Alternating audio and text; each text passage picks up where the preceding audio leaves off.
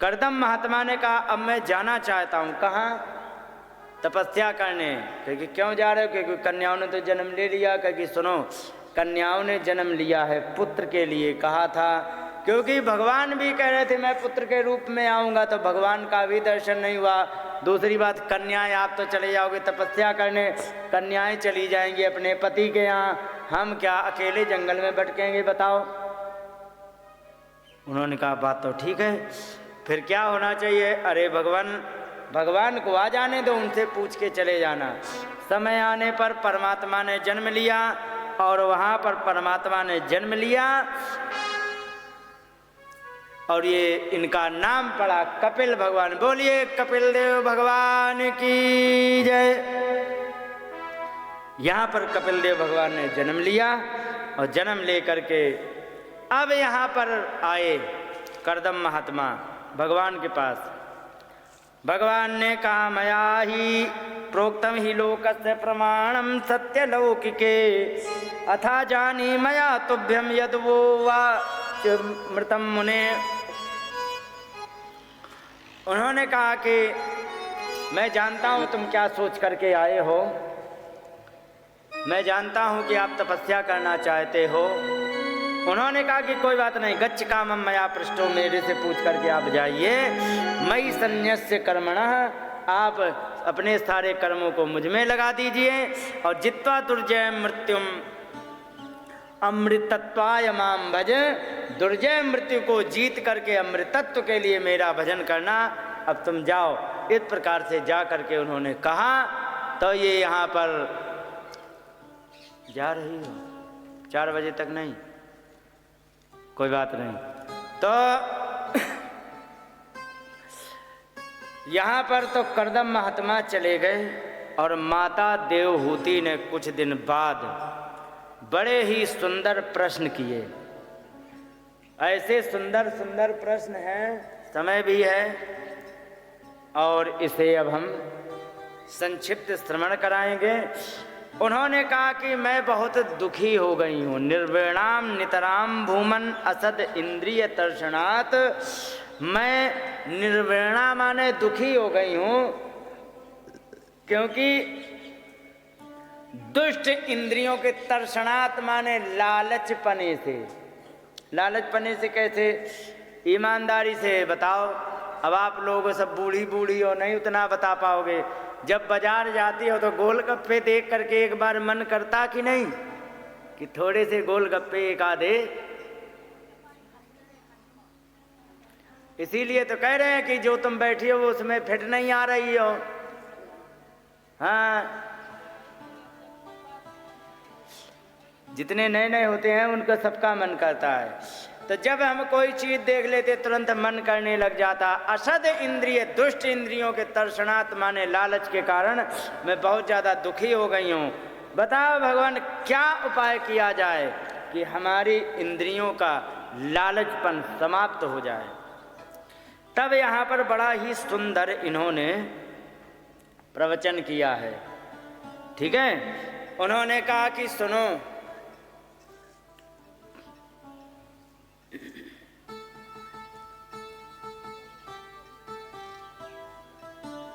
यहाँ पर उन्होंने एक बात कही कि प्रसंगम अजरम पाशम आत्मानं कवयो विदुः स एव साधु सुकृतो मोक्ष द्वारम अपावृतम। कहने लगे कि सुनो, प्रसंग माने जो आसक्ति होती है ना हमारी, ये ऐसी होती है कि जिससे जुड़ जाती है तो जुड़ ही जाती है। और ये होती कैसी है आसक्ति कि पासम, फंदे हैं किसके लिए? आत्मानम, अपने लिए फंदे हैं। व्यक्ति भजन क्यों नहीं कर पाता है? बूढ़ा व्यक्ति जिसने सब कुछ कर लिया है, हाथ पैर कुछ काम नहीं कर रहे हैं, कोई काम नहीं कर सकता है, लेकिन भजन नहीं कर पाता। क्यों नहीं कर पाता है? क्योंकि नाती में उलझा, पोते में उलझा, खेती में उलझा, घर में उलझा, देखो हमने ये बनाया वो बनाया, वो उलझा रहता कि नहीं। और इसी में जब जुड़ा रहेगा तो इसमें ये जो है ना, ये सब बंधन कारक हैं। तो कई सब क्या हैं? क्योंकि पासम माने फंदे हैं, बांधने के लिए, किसमें? संसार में दोबारा लाने के लिए। कि किसके लिए? कई आत्मानम, खुद के लिए है।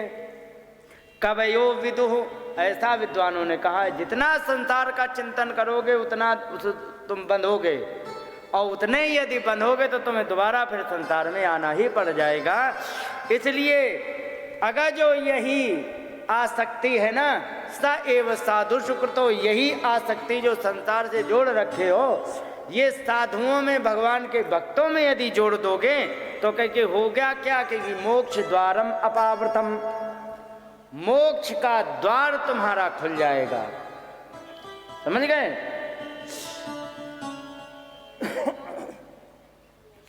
अब यहां पर जो इन्होंने आगे बातें बताई है ना, ये सारे के सारे संदेह समाप्त करने की बातें यहां कही हैं।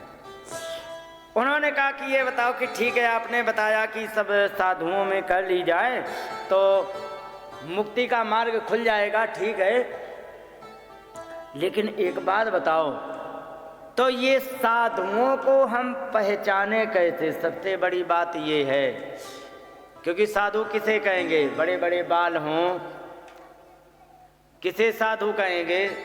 कि लाल पीले कपड़े पहनता हो, पैंट शर्ट की जगह धोती लगाता हो, हैं? किसको साधु कहेंगे? तो यहाँ साधु की परिभाषा बताई गई है, ठीक है। और ये यदि परिभाषा समझ में आ जाएगी तो आप साधु को अच्छी तरह से समझ सकते हो कि साधु कौन होता है।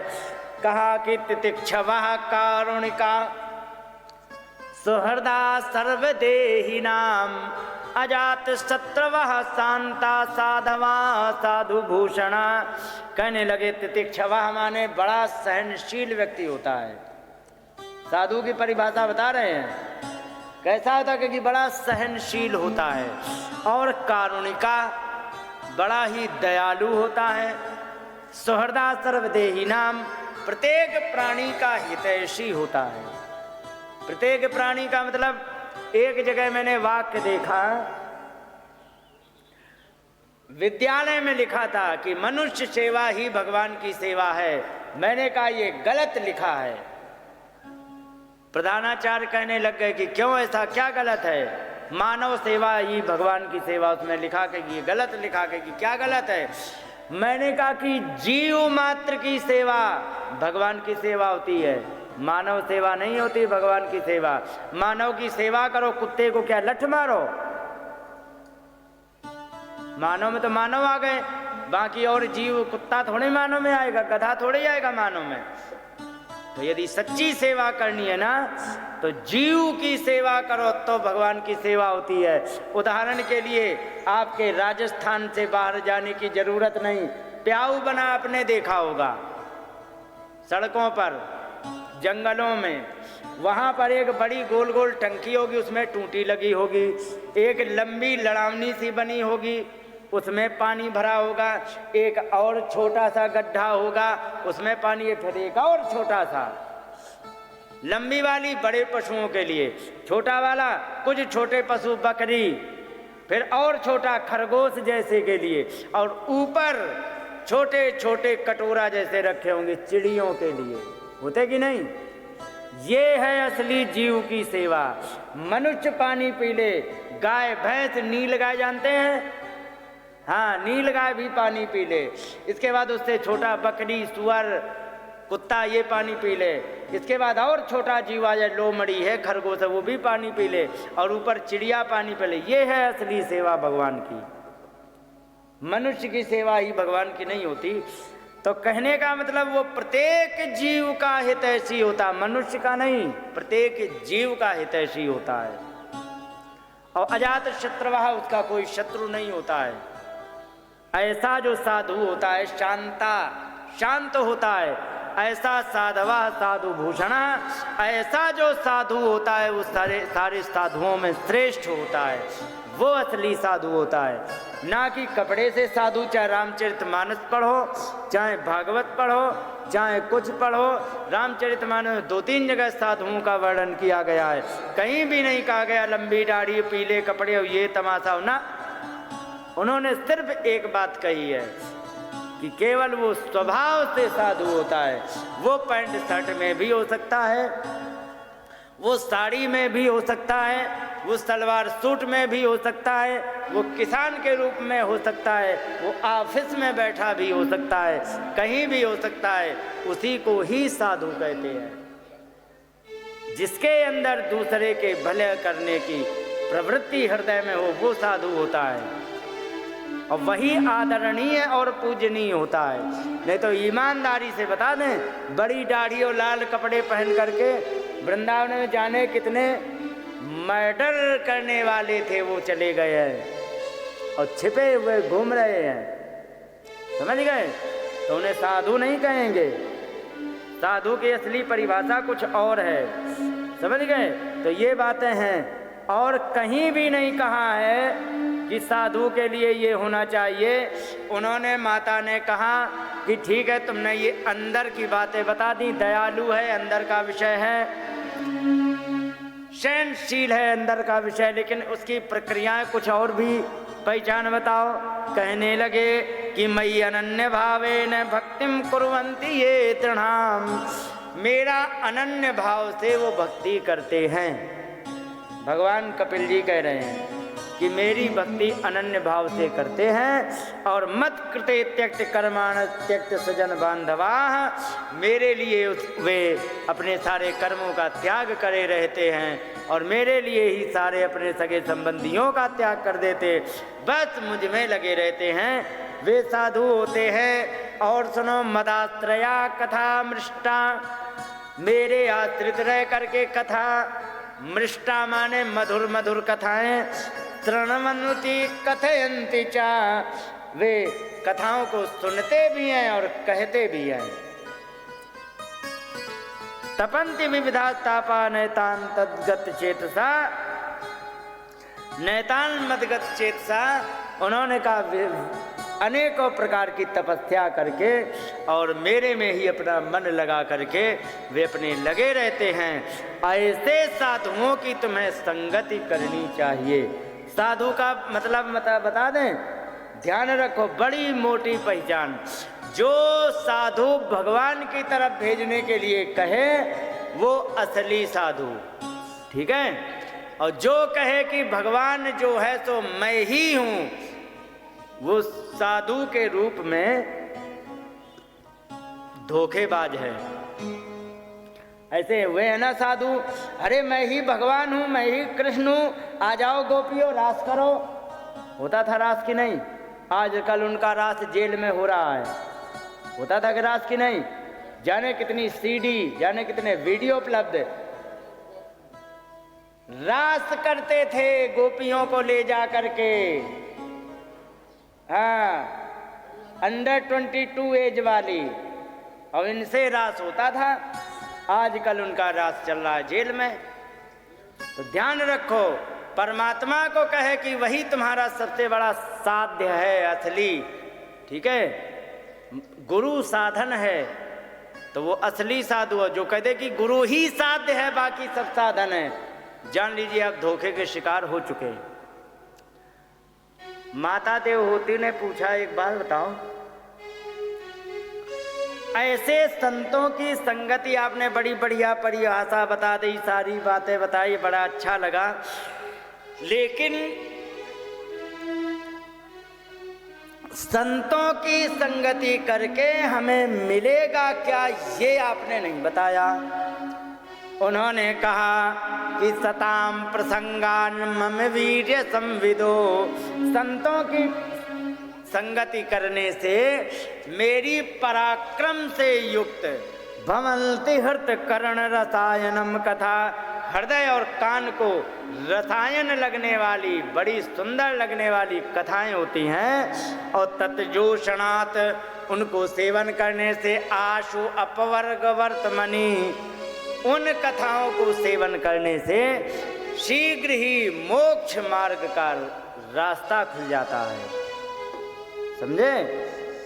श्रद्धा रतिम भक्तिरनुक्रमिष्यति, मोक्ष मार्ग में श्रद्धा हो जाएगी, परमात्मा में भक्ति हो जाएगी।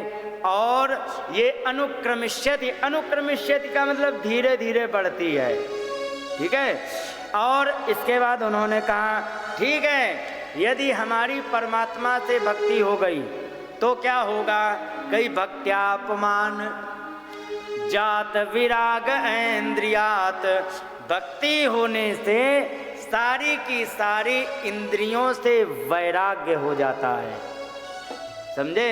ये बात नहीं समझ में आएगी आपको, मैं बताता हूँ। एक बात बताओ, अगर जो लाला जिस दिन जाता है परदेश में, माता को पता है कि अब ये लाला कम से कम 1 साल बाद शकल दिखाएगा, तो जब लाला चला जाता है, जिस दिन रेलगाड़ी पकड़ता है, उसी दिन भीगे हुए पलकों से माता सिर पर हाथ रख करके विदा कर देती है।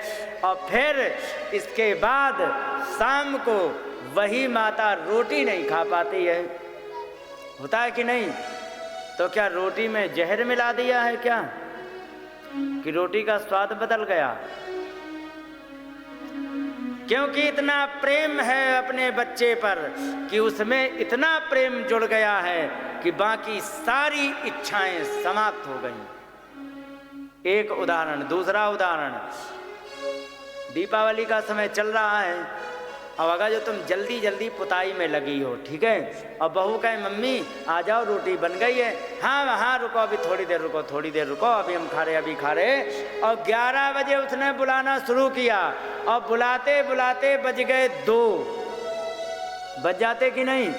थोड़ा रह गया, थोड़ा रह गया, थोड़ा रह गया, फिर हाथ धो के खाएंगे, थोड़ा रह गया, करते करते 2 बज जाते कि नहीं? ईमानदारी से बताओ, भूख भी उस समय लगी है और भोजन भी तैयार है, फिर आपको भूख का ज्यादा प्रेशर क्यों नहीं आ रहा है? भूख तंग क्यों नहीं कर रही? मालूम है?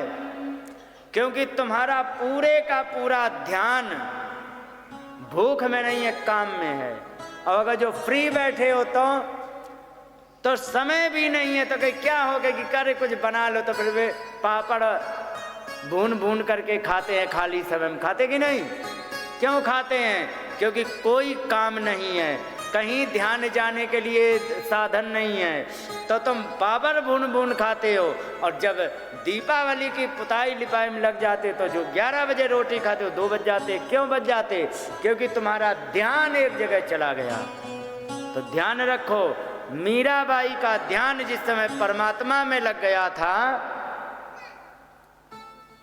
तो मीराबाई का ध्यान जिस समय परमात्मा में लग गया था, सच बताओ तो उन्हें बादाम का हलवा अच्छा लग रहा था या वृंदावन जाना?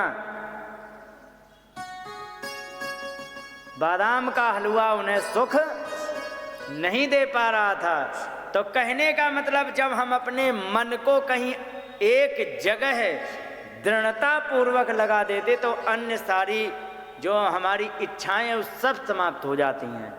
हो जाते कि नहीं? यही बात कही उन्होंने कि यदि तुम्हारा कहीं मन ना लगे, माता तुम्हें काम धंधा तो कुछ करना नहीं है, कम से कम साधुओं में जा करके भगवान की भक्ति नाम। ओके, लिख लेंगे, बोल भी देंगे। तो केदार सिंह है 500 रुपये बता दे रहा ना। तो यहाँ पर पूरे का पूरा मन भगवान में लगाना है तुम्हें, आपका दूसरी जगह से मन हट जाएगा। एक बात बताएं, जब मन ज़्यादा कहीं एकाग्र चित्त हो जाता है ना, तो हमें आगे की रास्ता दिखनी बंद हो जाती है। अनुभव किया कभी? नहीं किया? आपने अनुभव कर लेना। मैंने बताया ही था कि अगर जो कहीं जा रहे हैं और कहीं ऐसी जगह ध्यान चला जाए, तो जाते जाते उसके आगे निकल जाते, फिर सोचते हैं कि हमें जाना कहाँ था। फिर बड़ी देर में याद आया, अच्छा उसके घर आ रहे थे, अब फिर सोचते उसका घर कहाँ है, तो पता लगा पीछे छूट गया। ऐसा हुआ होगा आपके साथ। उन्होंने कहा कि यदि आपको जीवन में शांति पानी है तो भगवान में पूरा मन लगा दो, बाकी सब जगह से आपका जो इंद्रियां भटक रही हैं, ध्यान रखो, आपकी इंद्रियां आपके नियंत्रण में आ जाएंगी। इस प्रकार से आपको करना है और इस प्रकार से आपका कल्याण हो जाएगा। अब यहाँ थोड़ा संक्षेप में चलेंगे क्योंकि समय हो गया। अब थोड़ा सा रह गया 10 मिनट का, और इसके बाद यहाँ पर इन्होंने बताया है कि जो व्यक्ति अच्छे कर्म करता है ना, तो वो जन्म ले करके, भैया इन्हें आज शांत करो, यहाँ से इन्हें बैठा किसने दिया है?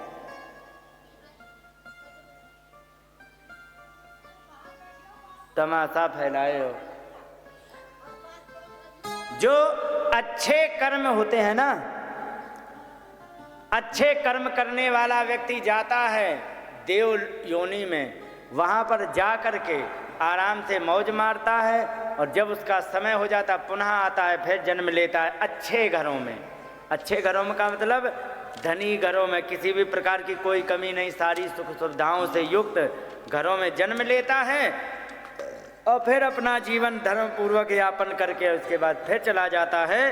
इस प्रकार से, और जो व्यक्ति बुरे कर्म करता है, तो बुरे कर्म करके यहाँ पर फिर वो जाता है, तो उसको वैतरणी नदी के सामने खड़ा कर दिया जाता है।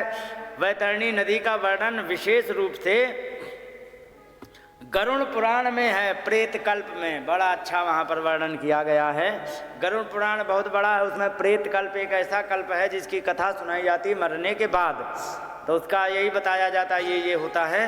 तो यहाँ पर उसका कुछ उसका विषय लिया गया है। वैतरणी नदी मिलती है, वहाँ पर खड़ा कर दिया जाता है।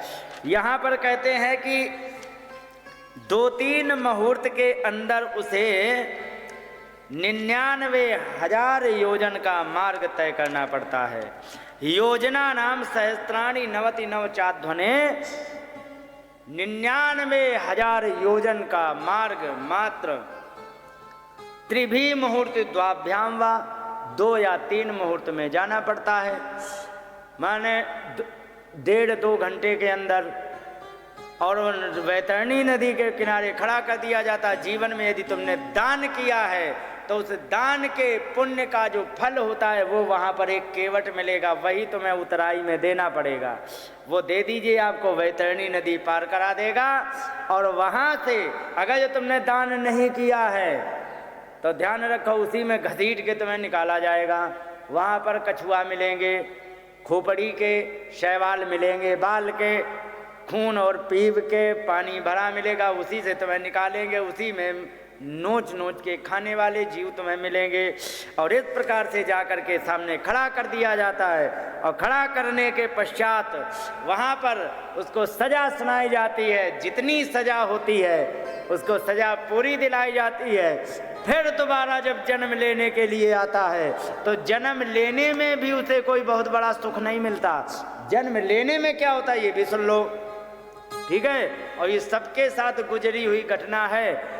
इसमें थोड़ा सा दिया गया है, कई कलकम त्वेक रात्रेण पंचरात्रेण बुध बुधम।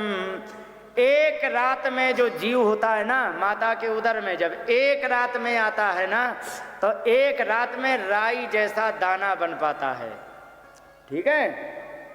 और पंचरात्रेण बुध बुधम, 5 रात में बुलबुले जितना जीव बन पाता है। और दशाहेन तु करकंधु, 10 दिन में करकंधु माने बेर के जितना हो पाता है। और पेशांडम वा ततः परम, मांसपेशियां इसके बाद बननी प्रारंभ हो जाती हैं। किसकी? जीव की। जो हम तुम आए हो सबकी ये प्रक्रिया है। इसके बाद मासेनु तु सिरो, 1 महीना होता है तब खोपड़ी बनने लग जाती है, हो जाती है। द्वाभ्याम वायंग्रे याद्य विग्रह, हाथ और पैरों के आदि के विग्रह माने निशान निकलने प्रारंभ हो जाते दूसरे महीने में। और इसके बाद नक लोमास्थि चर्माणी लिंग छिद्रो भवत्रिभी, तीसरे महीने में रोए, नाखून, अस्थि माने हड्डी, और चर्माणी माने ऊपर की चमड़ी, ये सब बनने लग जाती है। कब? क्योंकि त्रिभी 3 महीने में। इसके बाद चतुर्भी, और लिंग छिद्रो भवत्रिभी। लिंग छिद्र का मतलब ये होता है, लिंग का मतलब पहचान उसकी हो जाती है। क्या? कि ये स्त्री के रूप में आएगा जीव या पुरुष के रूप में। लिंग माने होती है पहचान, ठीक है। और कोई अर्थ नहीं इसका होता। आजकल तो उल्टा सीधा लगा लिया गया है। यथार्थ में लिंग माने होता है पहचान, बस।